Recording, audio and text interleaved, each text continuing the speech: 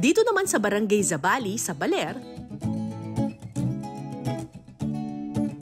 alimango ang isa sa mga nahuhuli sa kanilang ilog. At ang ibang lokal dito, ibinebenta pa ito sa merkado ng 50 pesos kada kilo. Mangunguha tayo ngayon ng kimpi. Ang kimpi ay isang maliit na uri ng alimango. So, yung iba, di ba, kinukuha pa sa ilalim ng lupa, pero ito nasa loob ng mga pawid. Parang sumisikit-singit-singit sila. So, paano po yan kinukuha? Oho. Mahirap to Mahirap. Ay, Diyos ko Lord.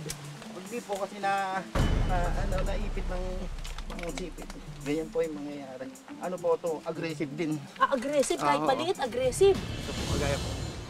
Sa pangunguha ng kimpi, gumagamit sila ng pangingpi o pangkawit na gawa sa kawayan. May hook ito na gawa sa alambre. Gamit ito, mas mabilis daw nahuhuli ang mga kimpi bago pa man sila makasiksik sa ugat ng mga punong sasa. Pag ganun po, ma. Paano? Pag ganito po ang ganyan. Ah. Ito po yung katawan niya, tamaan. Hindi po yung mga sipit. Okay. Ayun, lumalabas Lumabas! Ito na po siya. Wait lang po. Lumabas ka na. Sipitin mo ako! Ito na, Ayan. Teka, wait lang po. Ayan na, nakasipit na siya sa akin! Medyo aggressive din po yan kasi. Aggressive. Malambot siya, parang siyang soft-shelled. Ayaw bumitaw sa kalawit. Pinutol mo na talaga siya. Ayan. Maliit lang ang kimpi na kasing laki lamang ng 20 pesos na barya. Mas manipis at malambot din ang shell nito kumpara sa ibang alimango. Talagang masusukat dito ang iyong pagtitimpi. Challenging naman kasi ang manguha ng mga kimpi. Idagdag pa ang madulas at maputik na sasahang ito. Para sa maliit na alimango, talagang ganito gagawin natin. Kakaloka. Parang kumuno ito palubog ng palubog Saan po? Sus Mariosep, Lord. Ayaw, ikaw. Ayaw Masikip. Ay, lumabas! Saan pumunta? Ayun, dito po. Nagkukunwari lang pala siyang di makalabas. Yun, kuha!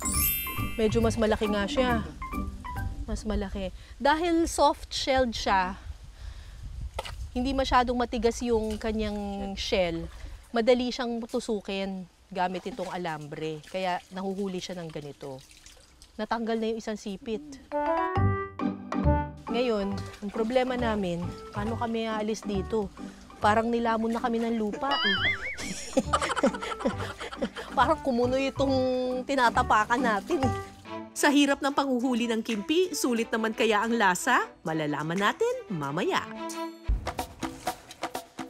Oh my God! Pagkatapos lumubog sa putikan, ano ba to? Parang kumunoy. At manguha ng maliliit na alimasag ng baler na kung tawagin kimpi, cooking time na tayo.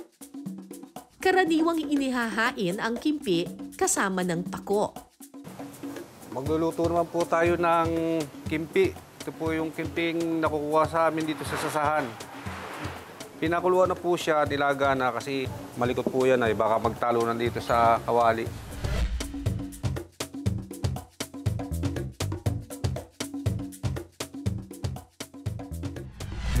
Sa mainit na kawali, paghahalu-haluin ng tubig, gata,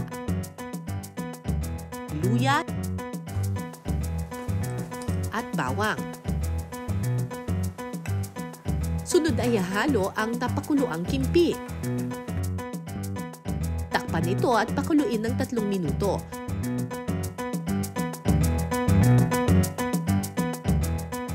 At saka ihalo ang siling haba, tanglad, at pako. Sunod na ibubuhos ang natirang gata.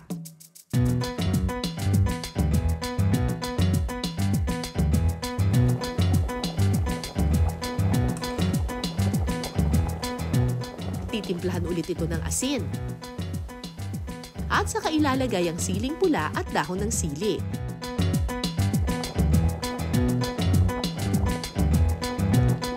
Kapag natuyo na ang gata, pwede na itong ihain. Ready na ang ginataang kimpi na may pako.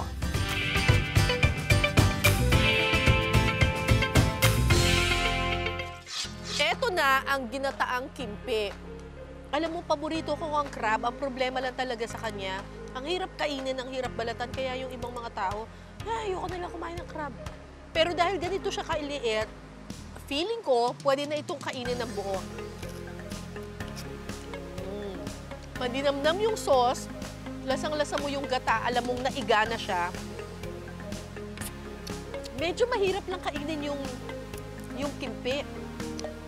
Kasi isa-isa mo pa siyang babalatan. Pero once natanggal mo na yung takip niya, pwede mo nang kainin ito. Mismong laman, masarap. Champion yung sauce.